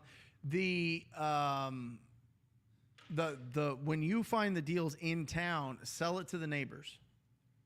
For real. I mean, unless it's like really high priced, but a lot of the times, when I'm comping deals for the TTP coaching students around the country, a lot of those deals are in, they're like $5,000, $10,000, $15,000, $20,000 pieces of land, and so you sell it to the neighbors because the neighbors don't want somebody else there. The neighbors are usually already using the land. The neighbors are already, they got playgrounds on it. They're storing their boats and old cars on the vacant lot. They're doing all sorts of things, right? And so sell it to the neighbors. Or you got to find, those are the ones bordering the lot, or get to the, you got to talk to builders in the area. And so what you want to do there is you want to go into batch leads, and you want to filter. You might be able to do this on Redfin. I don't know if you want the free resource. I know that you could do it in batch leads for sure. But you go, okay, what properties have sold that were built after 2021? Right, 2021 year built after, and then you look at all those sales, and then you find the agents that listed those properties. Super easy to do on batch leads. You probably can do it on Redfin. I haven't really done it, to be honest. And then call up those agents and see if their builders are building in that area. And you want to do it like either city or county. Some counties are really small. Some city, county, or zip code specific. Neighborhood specific is the best, but like if you need to zoom out a little bit, that's what you want. And then just call up those agents and see if their developers, their builders are still doing it. And oftentimes the agents for the builders are their wives or themselves or a family member or somebody on their staff, which is even better because it's like a streamline right to them. Awesome. Almost there. Solutions REI. Hey, Brent, I texted you yesterday with good news. Just got another single family under contract. I now have 3 under contract in Memphis. When they all close, I will net $20,000. Talk to people. TTP. You charging Rhino. I love it. Here we go.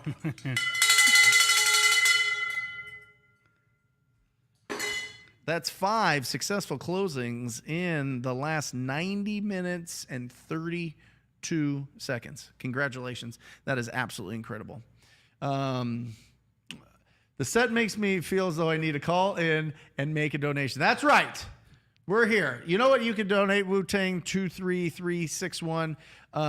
Donate a comment of closing a deal so I can ring that victory bell. That's what I want. Put them blessed. That's what I want. I want you to close a deal so we can celebrate for you. We're raising funds here for your bank accounts. That's what we're doing here today. Call in today. Here we go. Okay, Wu-Tang's close it. 20,000. 20,000 for Wu-Tang. Love it. Yeah, it might be the phone thing that's kind of a little donation thing. We're playing around. You know what I mean? We're playing around. They wanted a spot of color. I don't know. Real Enterprises. Congratulations on the new office. That's a moment for let's ring the bell. Well, thank you. All right. We're going to do a self bell ring. How about that? Come on. Boom. Bananas. I love it. Thank you. Thank you, guys. That means a lot. That's incredible. Yeah, and listen, this is just a start. I mean, literally, Matt has been working 15 days straight, putting this together 8 to 10 hours a day. So when he comes out here, and Matt, get out here. Get out here. Get out here. Come here. We're going to ring the bell for Matt for putting this all together. Absolutely incredible. Guys, give Matt some love. Here we go. And a bell. Yeah. That is awesome. Yeah, so this is just the start. We're going to have a lot better backgrounds that aren't so nasty. Ooh.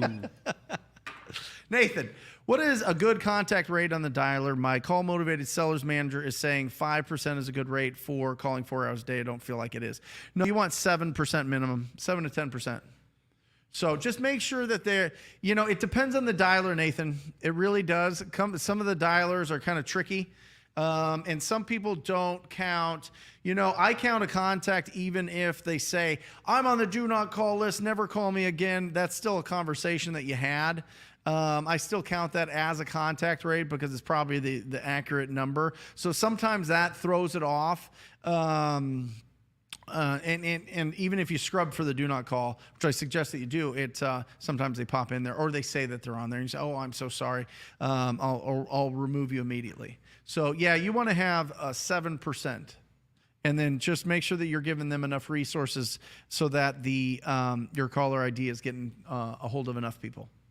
All right. Surely Brent's right ear is hearing impaired after ringing that bell so often. Yeah. Yeah, I don't know if I can ring it the other way. That's a great point, Dave. I have no idea. I'm not even going to try it. That'll be awkward as hell. But no, right ear's fine. It's just huge. You know what I mean? I got big ears, so they reflect off a lot of the sound.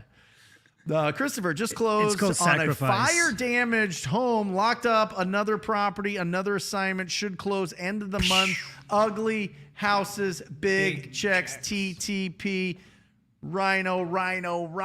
I love it, Christopher. We celebrate you. How many is that? Come on. That is awesome. 6 closed deals already. That is absolutely incredible. And for the low price of only $19.95, you can donate to Ugly House's Big Checks hotline. Here we go. Michelle Rice, I just got my car door magnet, door hangers to put on the doors for Driving for Dollars since I drive Uber, nice, and Lyft at nights, on weekends, and my business cards. I will still call and skip trace them. I love it, Michelle. Here's the deal. This is your homework, Michelle. You need to get 5-10 people that you know to call you on that, call you on your magnets, whatever number that is. I assume you probably didn't put your personal cell phone. It's probably a business line. To call that, and you need to be really good as soon as you pick up the phone. I want you to practice. I don't want you the first time that thing rings, that somebody calls you, and you're on your back foot because you're like, not ready for it. So practice for real. This is really critical, because if you feel bulletproof, if you feel ready, if you feel like a gunslinger when that phone call comes in, you're going to get way more deals. But if you're like kind of like, oh my gosh, somebody's calling me for this is crazy, well, whatever, you know what I mean? You're not going to sound as confident. So make sure that you understand what you're going to say when somebody calls you. Okay? And remember, it's the same pre-qualifying, the same 7 skills. Matt, do you mind putting up the 7 skills, please? The same 7 skills that you need, or 7 steps to a perfect call, is you got to pre-qual. Condition, timeline, motivation, price.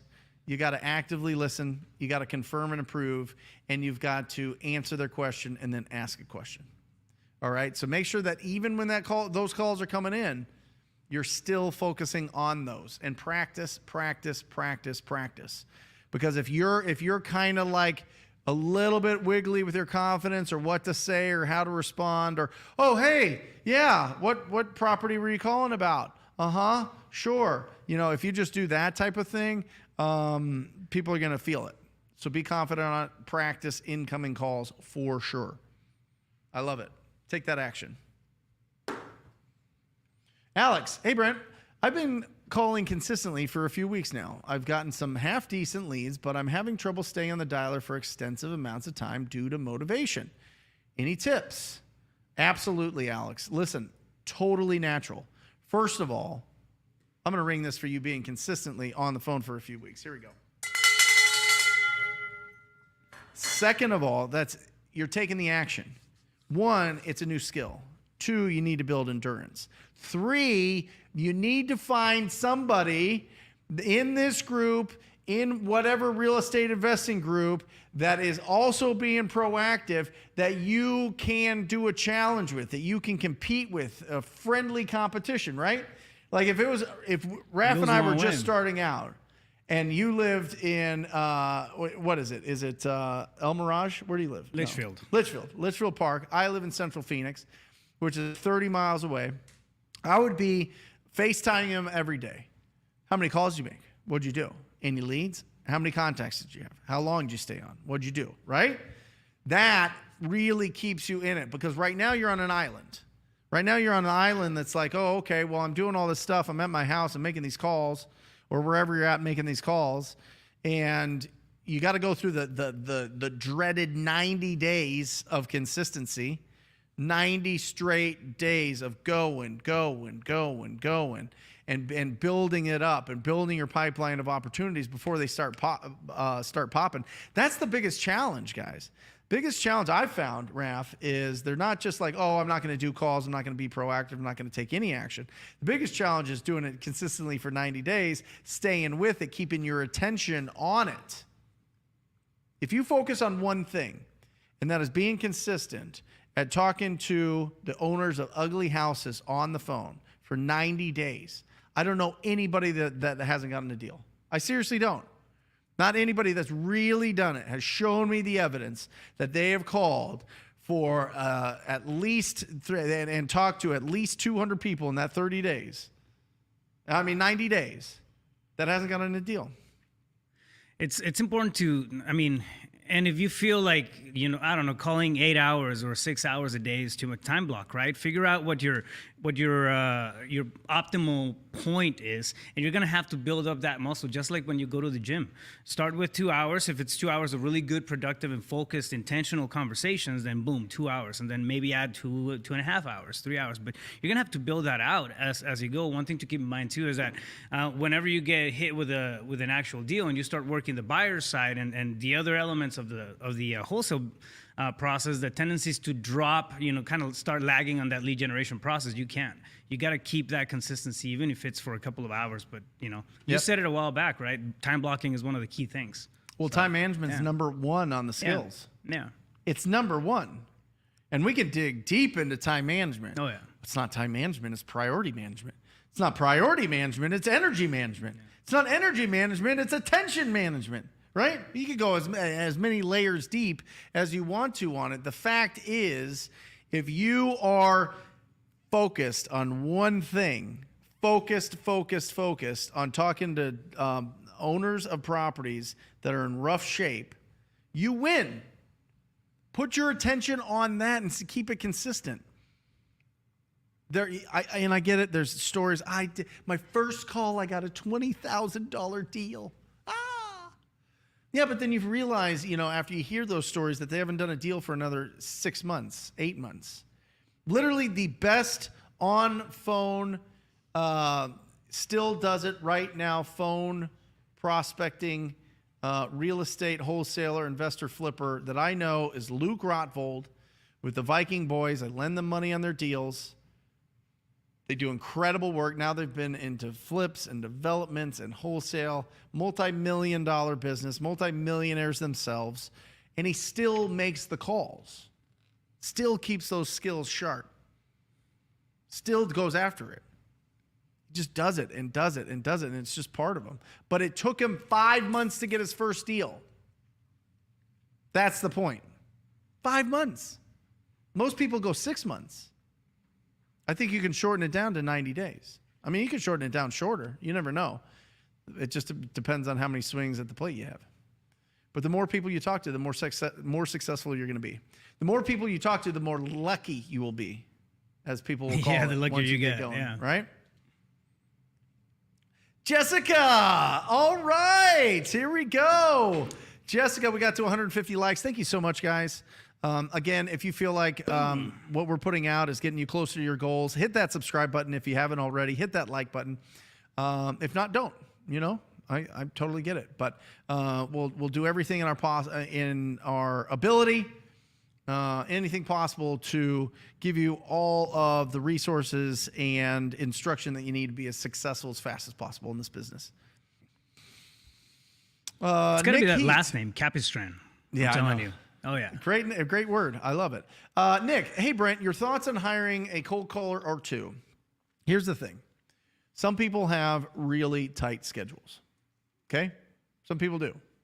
And if you have a budget and you're willing to invest 6 months, minimum, 6 months into that caller, into their dialer, into giving them enough addresses and phone numbers,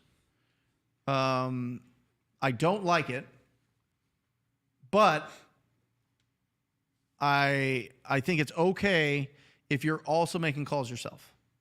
The fact is we have 168 hours. I don't care if you call 15 minutes a day, 30 minutes a day, an hour a day. You need to build the skills. Because once you build skills, you have to realize the economy can't mess with you. Market conditions can't mess with you because you own those skills. You go through some tragedy, you go through a divorce, you go through some sort of judgment that comes out on you because of some past mistake that you've made, and you lose your money or whatever else, or you significantly, your assets decrease for whatever reason, because of the market, because of the economy, because of whatever else. You own your skills. So if you leverage other people's skills without building those skills yourself in real estate, it's very difficult to build a long-lasting, sustainable business. And that's why you see people changing into different businesses. They're always chasing the white rabbit down a different rabbit hole of financial success because they don't really build the skills. How many appointments have you been on? For real? I mean, over 1,200, it's got to be. 1,200 appointments, right? I've talked to personally over 45,000 property owners. If you look at anybody that is really doing incredible things, they have put in the work. Yeah.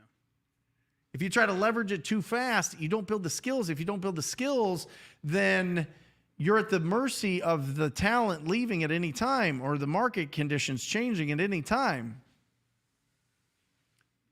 So build the skills. Go through the tough part. Go through the rocky training cutscene. You know what I mean?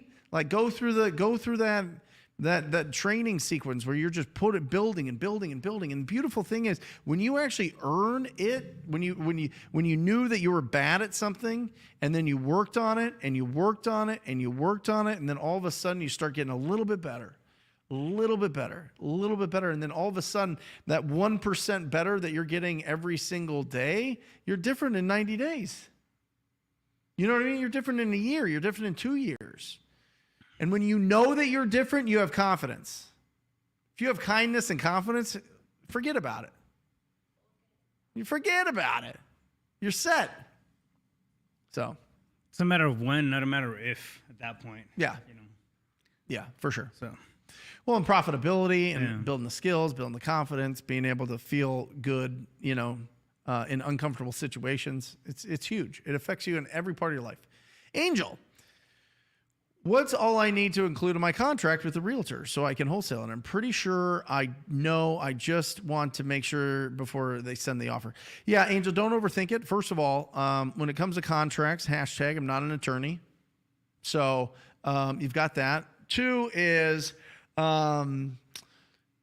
I would talk to any title company, any closing attorney, anybody that, like literally, if you need to have an escrow officer, right? You need to have a title company or a closing attorney on every deal, depending on your state.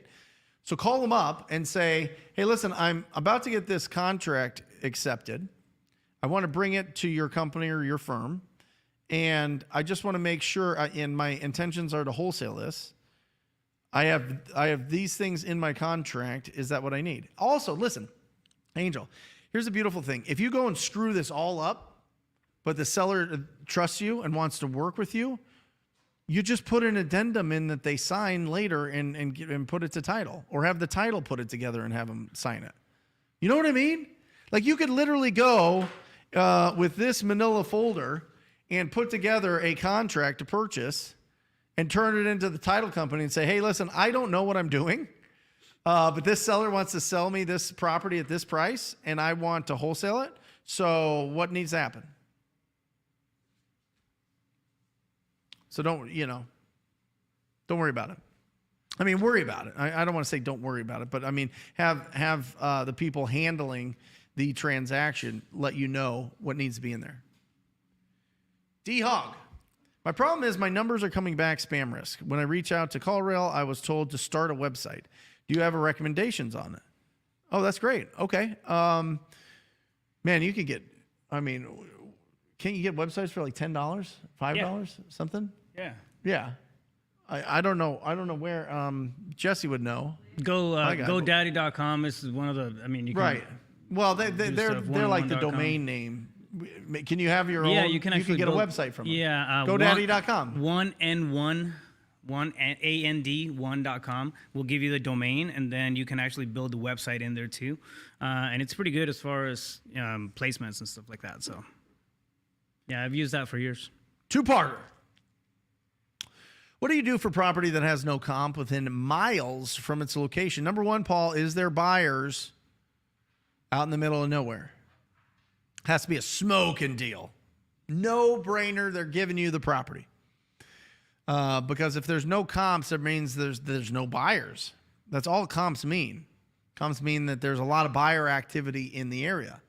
Remember, only like 9% of our country's land space is where humans live. Did you know that? Isn't that wild? It's like 9 to 11% or something. So most people want to live in cities. People that want to live really rural, you got to make sure it's a smoking deal.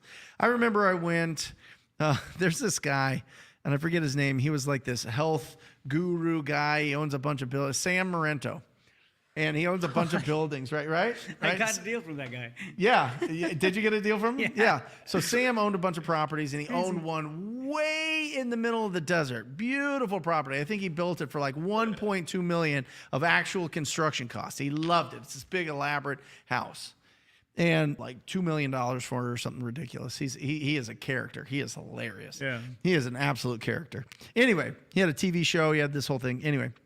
And I was like, Sam, nobody wants to. Who's gonna buy this property? Like, I'm not gonna buy this property. I'm not gonna rent this property. What do you think is the highest and best use of this property? Oh, this is just a wonderful family escape house, and not a family escape house, a place for a family to escape. To escape to. Like one of those escape rooms. Could you imagine? Yeah. Sell it to the government for like FBI, CIA stuff. No. So it was out in the middle of nowhere. He still owns it. I mean, he's tried to sell it for ever and ever. So make sure that it's a smoking hot lead, smoking hot deal. And then if there's no comps, you got to call an agent. You got to find whatever brokerage is in that city, town area. Any of them that sell land, you can find land brokers in a lot of those areas, and then just have a conversation with them and say, hey, listen, like, what do you think that this would sell for? What would somebody buy this for cash, and that's a no-brainer price? What would you buy it for, agent? No-brainer cash price. Seriously, and then work backwards from there, Paul. Because the last thing you want to do is get super excited about this property that's like out of town and there's just not a lot of comps. And then you're working really hard to sell it, and instead of talking to people that have properties in areas that people actually want to buy in. It's funny you bring that up. I saw that property too, the $1 million property. Yeah. He had a whole booklet. He had a whole. You're talking what, 2014? Oh yeah, 15. Yep. Yeah. Yep. Dude made a fortune on a show. He did. Yeah. He was like a. He's definitely guru. a character. Like, he was like a real guru, like old school 80s, 90s guru. Hilarious. Oh, how do I approach absentee owners? Okay, sorry, same guy. Yeah, you told me it was a two-parter. How do I approach absentee owners? The same way you would approach anybody. Like, listen, the owners of the properties, it's all the same. You know what I mean? You just got to see, would they consider an offer? Step number one, okay? And then you go condition, timeline, motivation, price. And then you figure out all of that, and if those are in alignment, you've got a deal. Right? And then you gotta look at it. Are they willing to trade equity for speed and convenience? And that's I'm getting to it here. Matt, put that up. Remember, every property owner gets 2 out of 3. That's it. And you know what's awesome too, which is hilarious. If you're working with contractors, instead of convenience, you put quality. You get 2 out of 3 when you hire a contractor. Price, speed, or quality. Price, speed, and quality. You get 2 out of 3. When it comes to property owners, they get price, speed, or convenience. That's all they get. So you have to have those conversations. Do they want price and speed? Do they want, and this is where you go. You got 3 options now. If you've got a truly distressed property owner and it's an ugly house, you wholesale it, right? Go back to that, Matt. If it's an ugly house, step 1, wholesale it. If it's a dated house that has not been renovated and updated, you can do a novation with those. You could obviously wholesale those, absolutely. But if they want the price and they don't worry about the speed of it, then you do a novation. If they want the price and convenience, then you do creative financing. But they don't get the speed because they don't get all their money. Eureka, right? Like, it's all right there. It's all right there. I love it. I love just boiling it right down. I really do. I think that it's so important. Price, speed, convenience. Which one does it fit in? And how can I serve you? I can give you a cash as is offer. I can do a novation to list this property on the market. I can give you a guaranteed price, and everything that it sells for over that I keep. Or we can do a creative financing, and as long as the terms are we can agree on the terms, I can give you a much higher price. It's incredible. And for all you guys, the 166 that stuck around that really understand this, you're going to be armed with some Ric Flair with some real skill, with some real tools in the toolbox. I'm telling you, man. I think there's some really good times of opportunity rolling up here. Oh my gosh, yes. Yep. Oh, yeah. Yep. Brent, when looking for an area, do you look for as-is price or ARV prices to be at, or below median price on both? I look at fixed up value, and in this market, I don't go back further than 30 days. Fixed up value, no further than 30 days. Yeah. Hey, Brent, LeVar. Hey, Brent, do you know what to say in a letter when mailing a list? Don't overthink it. I think that, listen, LeVar, there are companies, the Yellow Letters HQ, Ballpoint Marketing does a fantastic job. Just work with the people that already know what works and send that out. Be clear before you get creative. You know what I'm saying? Be real clear with the message before you start getting real elaborate and making up your own things. And all of those mail house companies that you can go to, which you should go through because they're pros and they've done it forever. They have the templates. So test them. Test this one, test that one. Go ahead. And that's what they do. I mean, they spend a lot of time just testing A and B, stuff. They send one thing out, they'll see response and whatnot. So might as well use the stuff that's already in place, right? Yeah. Yeah. Nathan, how do I judge the quality of my distressed seller list? I don't feel like I'm getting enough leads. This is a two-parter. Oh, two more questions after this. Okay. How do I judge the quality of my distressed seller list?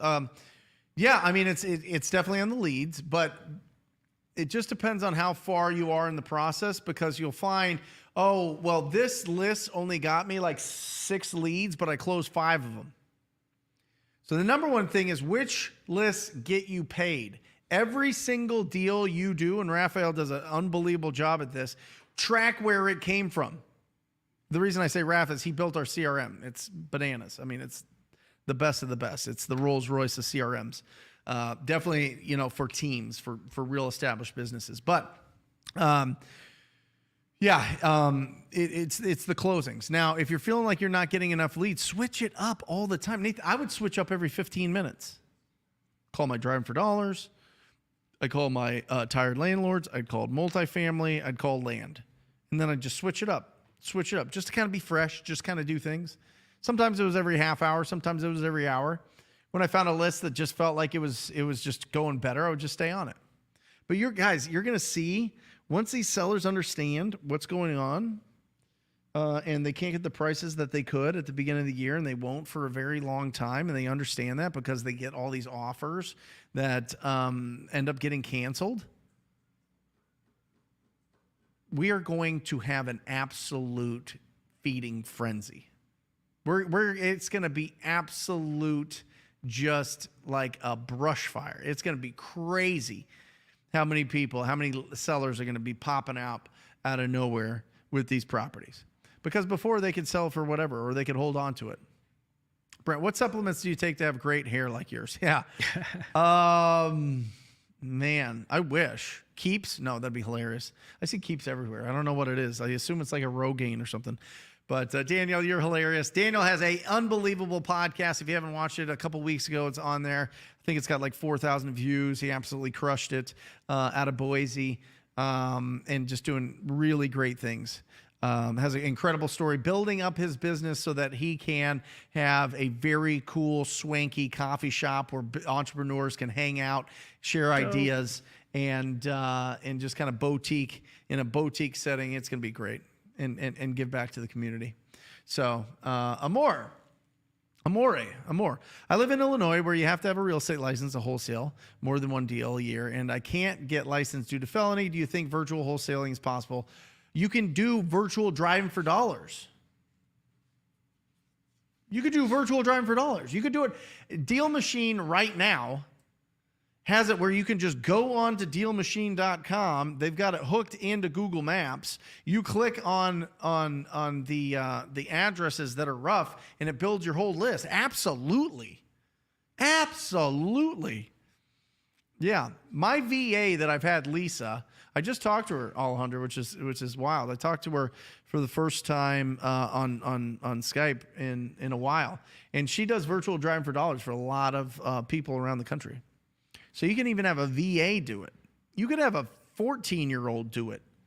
You know what I mean? As chores, as teaching, as guiding them in real estate. I mean, that would be awesome. Could you imagine that? Learning what ugly houses were when you were like 13, 14. You're like, ooh. What do you do with them? I talk to them. Then what? Did it tell you what my kids started doing? Biking for dollars? Who? My son, Alejandro. Really? Yeah. Awesome. 14 years old. Now he's 15, but he started biking for dollars when he was 14. Awesome. Well, that is is that it? Right? Yeah. That is the show. Guys, I am serious. You need to mark it in your calendars. Next week, Todd Toback, Novations, talking about not just working with these cash buyers that are sitting on the sideline. You need to open up your market to every single buyer in the market. It's going to be absolutely bananas. It's going to be so profitable, I am telling you. So make sure that you join us next week. Let's have everybody come up. Everybody come up for the end of the show. On behalf of everybody, we've got Aaron, we've got Alejandra, we've got Raphael, and we've got Matt. We love you guys. We support you. Remember, keep your house clean. House clean, brain too, but also your house. Protect your health and increase your value to the world. You'll live an incredible life. I love you guys. I'll see you next week.